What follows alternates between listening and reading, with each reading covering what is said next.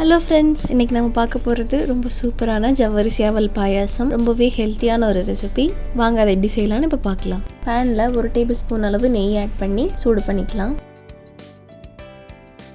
நெய் சூடானதும் 1 கப் அளவு ஜவ்வரிசி ஆட் பண்ணிக்கிறேன். ஜவ்வரிசியை நல்லா ஃப்ரை பண்ணிக்கலாம். ஜவ்வரிசி நல்லா பொரி மாதிரி ஆகும், நல்லா ஒயிட் கலரில்.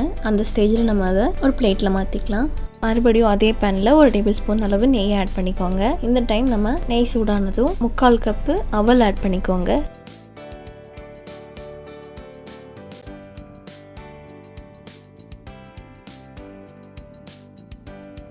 முறுமுறுன்னு அவல் ஃப்ரை ஆகிடுச்சு நல்லா. அது ஒரு பிளேட்டில் மாற்றிக்கலாம். நம்ம ஜவ்வரிசியும் அவலையும் தனித்தனியாக நம்ம பவுடர் பண்ணிக்கலாம். முதல்ல நான் அவல் ஆட் பண்ணி ரொம்ப பவுடர் பண்ணிடாதீங்க.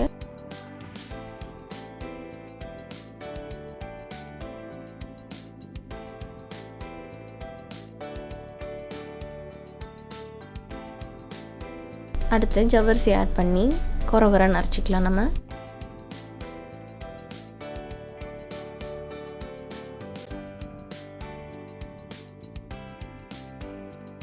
அதே சேம் பேனில் நெய் ஆட் பண்ணிக்கோங்க. முந்திரியை பொன்னிறமாக வறுத்து எடுத்து வச்சுக்கலாம்.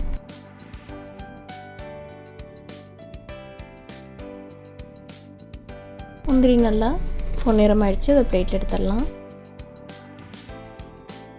அடுத்து நாம் கிஸ்மிஸ் ஆட் பண்ணிக்கலாம்.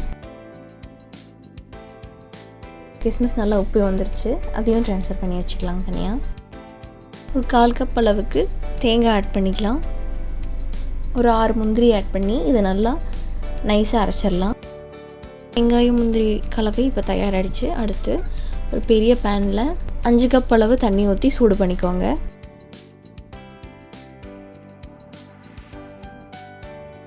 தண்ணி கொஞ்சம் சூடானதும் கொரகொரன்னு அரைச்சிருந்த ஜவ்வரிசி ஆட் பண்ணி ஒரு 5 நிமிஷம் நல்லா வேக வச்சுக்கலாம்.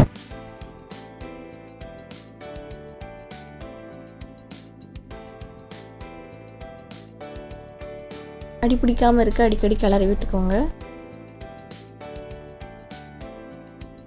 ஜவ்வரிசி நல்லா வெந்துருச்சு. இந்த ஸ்டேஜில் நம்ம பவுடர் பண்ண அவல் ஆட் பண்ணி லம்ப்ஸ் இல்லாமல் கிளறிக்கலாம்.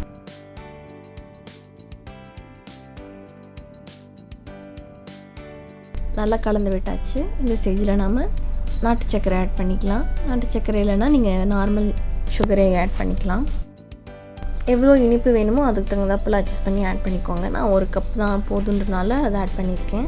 சர்க்கரை நல்லா கரைஞ்சிருச்சு. இப்போ நாம் அரைச்சி வச்சுருந்த தேங்காய் கலவையை ஆட் பண்ணி மிக்ஸ் பண்ணிக்கலாம்.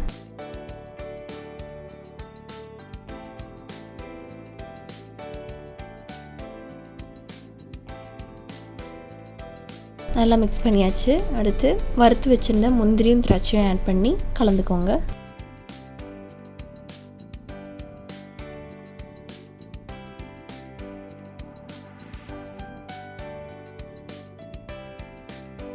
ஸ்டவ்வை ஆஃப் பண்ணிவிட்டு கடைசியாக பால் ஆட் பண்ணிக்கலாம்.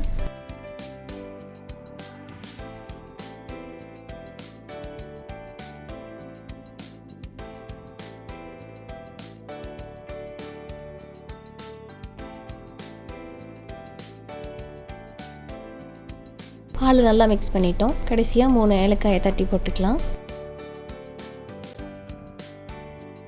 ரொம்ப சத்தான சுவையான ஜவ்வரிசி அவல் பாயாசம் இப்போ தயார். இந்த ரெசிபி எப்படி இருந்ததுன்னு செஞ்சு பார்த்து மறக்காமல் எனக்கு சொல்லுங்கள். Thank you friends.